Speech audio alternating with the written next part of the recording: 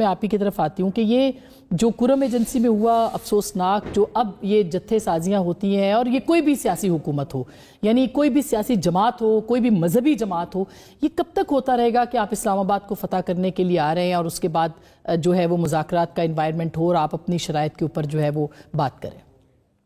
جی شکریہ۔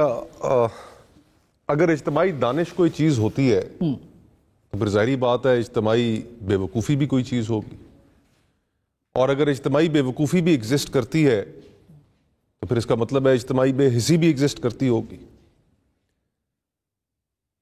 100 سے اوپر لوگ شہید ہو چکے ہیں اس وقت پارا چنار میں۔ جی ہاں، صوبائی حکومت کا یہ پیغام ہے ان کے لیے کہ ہم ذرا اسلام آباد سے ہو کے آتے ہیں، تم ہمارے لیے اتنے اہم نہیں ہو۔ وفاقی حکومت کا ان کے لیے یہ پیغام ہے کہ ابھی انتظار کرو، ہم جو آ رہے ہیں ان سے نبٹ لیں۔ دونوں اطراف میں اور معاشرے میں بے حسی اس انتہا کو پہنچ چکی ہے کہ ہمارے ملک میں روزمرہ کی بنیاد پہ ایسے واقعات ہوتے ہیں جو دل دہلا دینے والے ہوتے ہیں، لیکن ہم مڑ کے بھی پیچھے نہیں دیکھتے۔ ان 100 لوگ جو وہاں پر شہید ہوئے، جو اس وقت ہزاروں لوگ ایک ایسی خوف کے سائے تلے زندگی گزارنے پر مجبور ہیں، ان کے پاس ہمارے لیے کوئی جواب نہیں۔ ہم اس وقت اپنے اس سیاسی تناؤ میں الجھے ہوئے ہیں اور ہم یہ ریئلائز ہی نہیں کر پا رہے کہ اس وقت اس ملک کے جو حالات ہیں وہ کس نہج پہ پہنچ چکے ہیں۔ 12 لوگ آپ کے پارا چنار کے علاوہ خیبر پختونخوا میں آج سے 5 دن پہلے شہید ہوئے، آپ کے فوجی جوان شہید ہوئے۔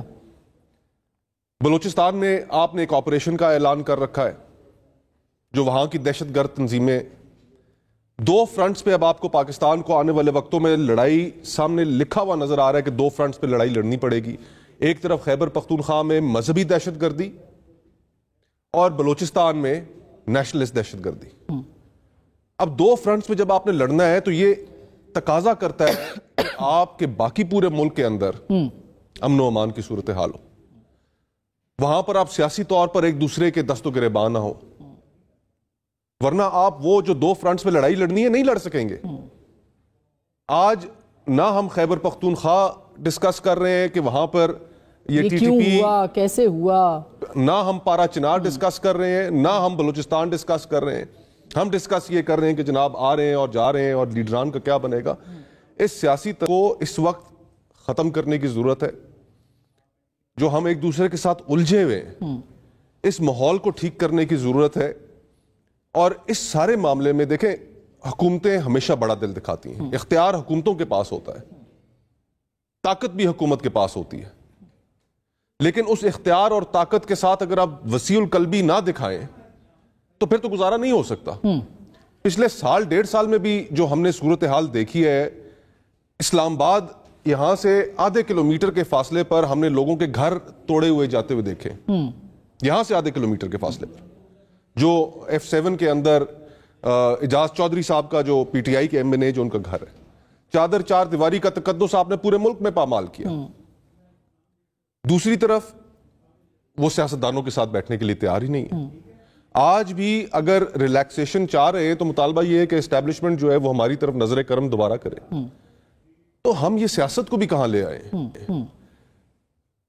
سیاستدانوں کو آپس میں بیٹھنا پڑے گا، آپس میں ہی بیٹھ کر حل نکالنا پڑے گا۔ دیکھیں اس وقت جو صورتحال ہے وہ انتہائی چیلنجنگ ہو گئی ہے، اور حکومت کی بے وقوفی کہ انہوں نے پورا ملک بند کر دیا۔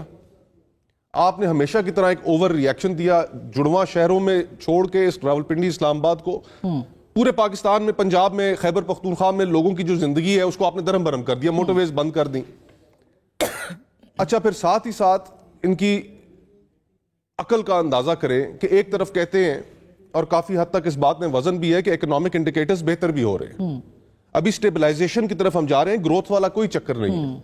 آپ کی انفلیشن، مہنگائی بڑھنے کی رفتار تھوڑی کم ہوئی ہے، آپ کا انٹرسٹ ریٹ نیچے آ رہا ہے، تو لگ رہا ہے ایسے کہ یار ہو سکتا ہے کہ چند ماہ کے اندر جو شرح ترقی ہے وہ واپس آ جائے۔ یہ لڑائی میں اور الجھتے چلے جا رہے ہیں۔